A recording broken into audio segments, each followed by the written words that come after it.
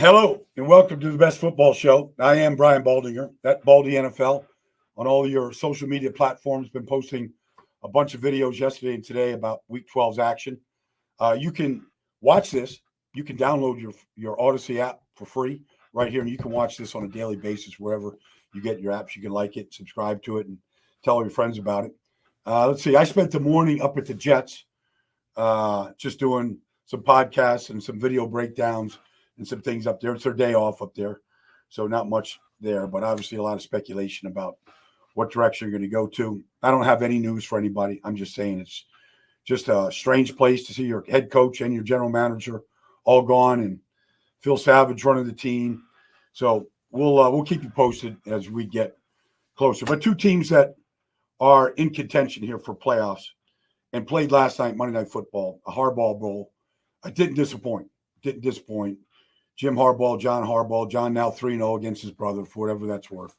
But, there's a lot of interesting things in this game last night when I studied it. Number one, the Chargers came in, after 10 games, ranked number one in defense, starting two corners, Cam Hart, Tarheeb Still, and, healthy and got their pass rushers out there and all that stuff. They just haven't faced anybody like the Ravens. And the Ravens are just different. When they run the ball like they did last night, that's a hard team to beat. They're just hard. You're not going to get many possessions. You're going to get worn down. They're going to play keep away. Like all those things happened last night. I mean, they spotted the Chargers 10-0. They jump out fast and the crowd's into it, and that's great. But they ran the ball 37 times last night. And it was Lamar. It was Derrick Henry, it was Justice Hill, it was the whole coterie of running backs, and they ran their game.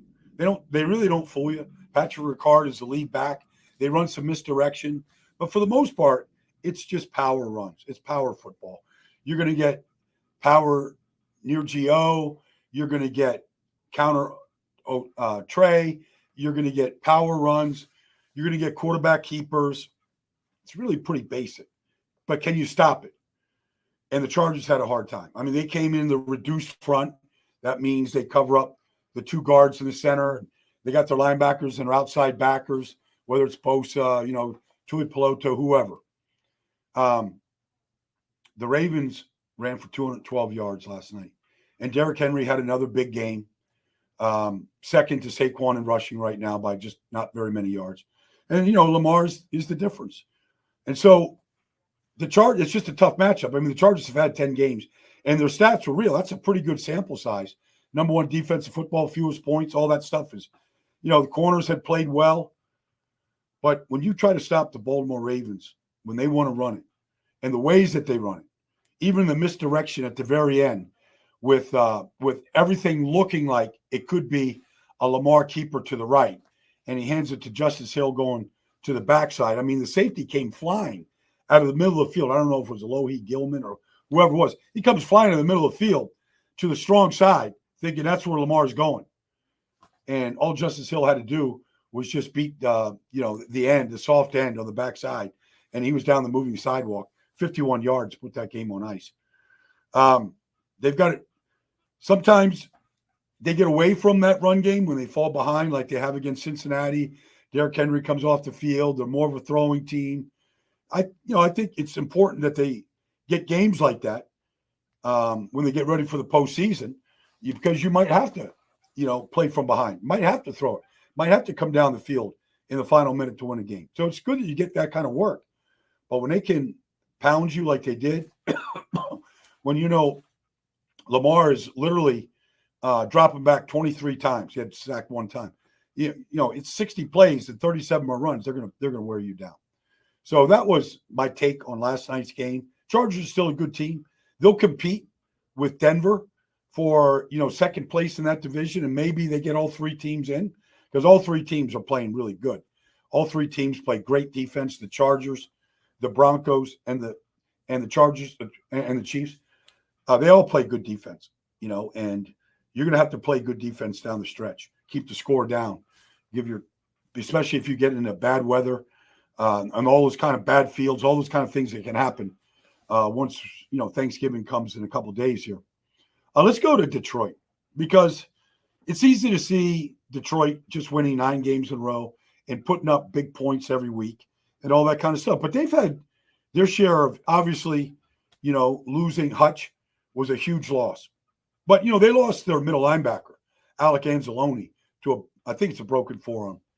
And that's, he hardly ever came off the field. He was a hell of a player, really good player. And so they have Malcolm Rodriguez comes in, he starts the last 2 weeks, and he leads the team in tackles. He gets a game ball on Sunday. He's got 7 solo tackles on Sunday against Indianapolis. A couple of them on Anthony Richardson. Like, the guy is a great player. I would say that Malcolm Rodriguez would start for a lot of teams in this league at off-the-ball inside linebacker. And he goes out there, and it's just, the type of depth they had. And that's really what this is about, because everybody is going to get tested. All right, you lose Hutch. They lost Jameson Williams to suspension for a few games. Khalif Raymond came in, played really good. They have, what all good teams have. It's either they have great depth or they have players that you might not think. You look at the, the depth chart right here that I have on, every team right here. They have players that there's no loss. There's no significant loss of talent or production when the next guy goes in. And that's what I always see from Malcolm Rodriguez. Now, most teams don't play 3 linebackers unless they're in short yardage, goal line situations, 3 tight ends, 22 personnel, whatever it is. Like, you might see three linebackers. The Chiefs play a lot of 3 linebackers. They probably play more than any other team in the league. But, Malcolm Rodriguez doesn't get a chance to play a whole lot. And he stepped in for Anzalone, gets himself a game ball. I'm doing Arizona and Minnesota this weekend up in the Twin Cities.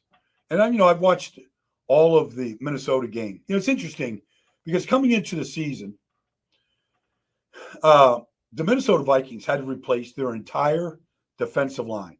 And I thought, no matter what Brian Flores does, that I've never seen a team have to replace all 4 starters. Danielle Hunter's gone. DeMarcus. You just look at all the guys that they had, and they're gone. And so here comes Jonathan Greener from Houston. Here comes Pat Jones from Tennessee. Here comes Alex Van Ginkel, right, from the Miami Dolphins. Here comes Phillips. They replaced the entire defensive front. So you look up there after 11 games now, and there's Alex Van Ginkel with 9 sacks. There's Jonathan Greener with 9 sacks. Pat Jones has 7 sacks. They've replaced the whole front, and you can't tell the difference. These guys all play well together. They play well with the scheme. They got challenged by some of the plays that Caleb made last week, for sure. No doubt about it. But they've done a great job against the run this year and not giving up a lot of big plays. And it starts up front. And then, Arizona's coming to town, and I'll bet that most analysts in this league can't tell you 5 starters on the Arizona Cardinals defense. And they held Seattle to 1 touchdown. 1 touchdown in that game. And when you watch them play, they started a rookie safety, okay, in Deatrick Taylor Demerson. All right. The kid had 9 tackles in the game, right? He's in there for Jalen Thompson. Buda Baker always is good. When you look at this team now, they sacked Geno Smith 5 times, and they chased him a bunch. And you look, okay, there's Xavier Collins, okay? Buda Baker with a sack. L.J. Collier has been cut from a number of teams, former number 1 pick from TCU, but he's got a chance to play now.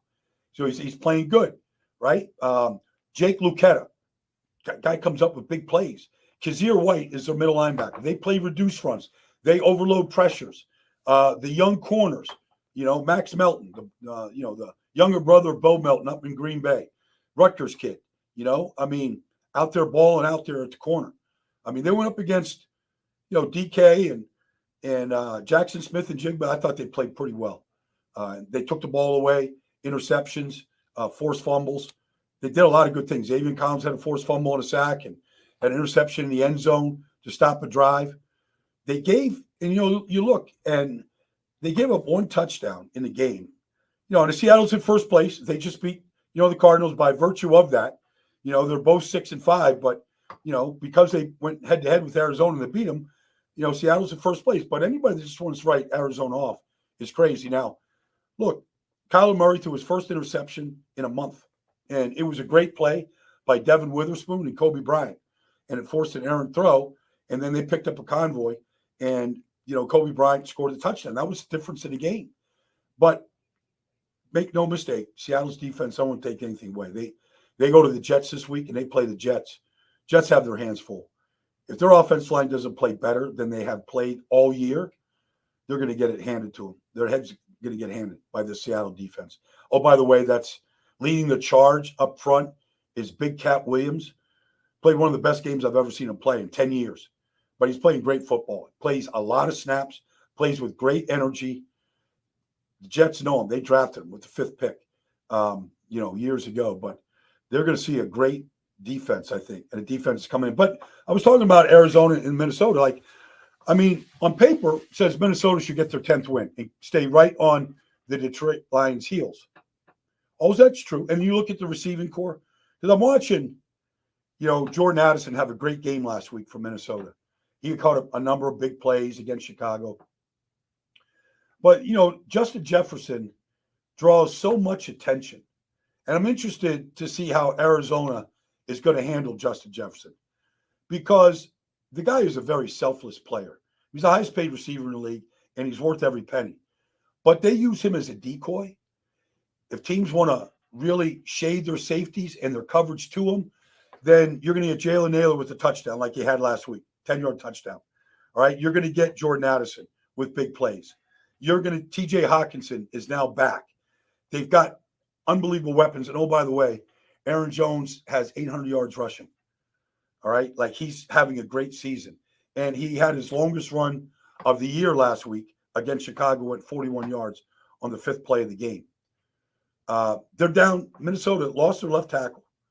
Okay, they're down to their second tackle, Cam Robinson. He went out of the game last week early in the game, early first quarter. And they had to go to their third-team tackle. Didn't seem to make much difference. Sam Darnold's continue to make really good throws and good plays. So that promises we're going to get into these games tomorrow as we start looking ahead to Thanksgiving and we start looking ahead to Week 13 games, because honestly, everybody, that this is officially the stretch run. Now, Thanksgiving comes a little bit later this year, November 28th, a little bit later than normal, but we get 3 games on Thanksgiving, and then we get Week 13. And this is when you got to be making your push. When you have to, teams that might be 6-5, 5-6, in that range, 7-5 like Denver, this is the time. You're going to go to the playoffs. You want to start playing your best football. There's 6 weeks left of the season. 6 weeks. This is when you want to start really putting it together. It's never too. I don't care if you're 4-7 right now. Say Cincinnati. There's still time. But you got to start stacking it. You got to start playing your best football. You got to really go out there, whoever's out there. And a lot of teams are, challenged by depth and by injuries and all that kind of stuff. It happens. But honestly, one thing I would say is 2 things that show up in Week 12 games. Special teams. You look at the 3 holding calls on the return game of the San Francisco 49ers. It killed them. Special teams, you look at the block kick, again, last week by Minnesota against Chicago. Difference in the game. You're looking at special teams. You don't want to be, in these last 6 weeks, if you're trying to make a run, you do not want to lose a game because you're special teams. And then the second thing is tackling, because tackling can be terrible. All right. You look at the tackling in some of these, like San Francisco last week. San Francisco's tackling was atrocious. I mean, you just watched Josh Jacobs carve them up. The tackling was horrible. He had over 100 yards rushing, but they could have cut off a lot of those runs early.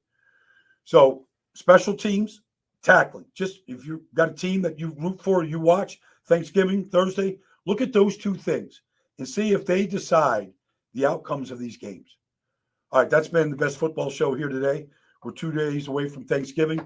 Let me jump back on here tomorrow, preview the Thanksgiving games, and we'll look ahead here to some of the Week 13 games. Happy Thanksgiving, everybody. Hope you travel safe, and look forward to talking to you tomorrow.